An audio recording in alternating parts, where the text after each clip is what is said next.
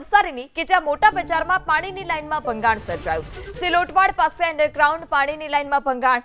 ભર ઉનાળે રસ્તા પર નદીઓ વહેતી હોય તેવા દ્રશ્યો। પાણીનો વેડફાટ થતા મનપાની ટીમ પણ સ્થળ પર પહોંચી।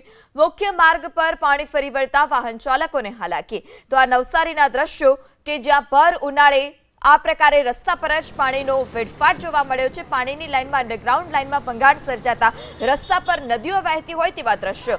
ચોમાસું હોય અને જ્યાં પાણી ભરાયું હોય ને ગલીઓમાંથી નદીઓ વહેતી હોય વરસાદી પાણીની, તે જ પ્રકારે આ પ્રકારે પીવાના પાણીનો વેડફાટ છે।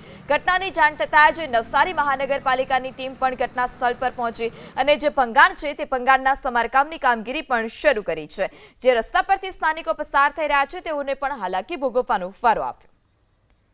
વધુ માહિતી સાથે સંવાદદાતા સિદ્ધેશ પણ આપણી સાથે જોડાઈ ચૂક્યા છે। જે સિદ્ધેશ, શા કારણે આ પ્રકારે ભંગાણ સર્જાયું ને કેટલા સમયથી આ પ્રકારે પાણીનો વેડફાટ જોવા મળી રહ્યો છે?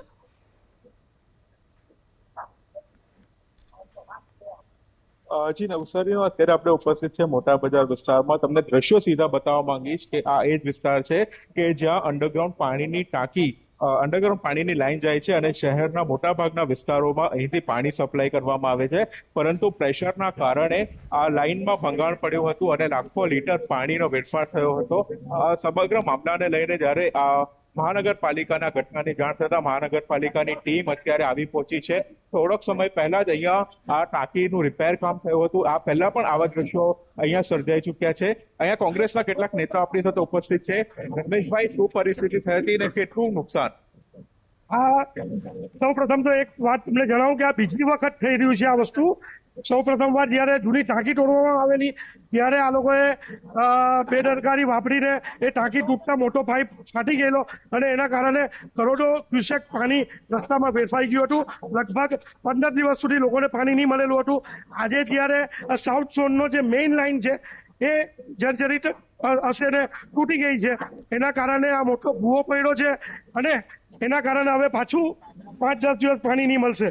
બીજી એક વાત કે જે પ્રકારે પાણીનો ફ્લો હતો તો લોકોને એવું લાગ્યું કે જાણે ટાંકી તૂટી ગઈ।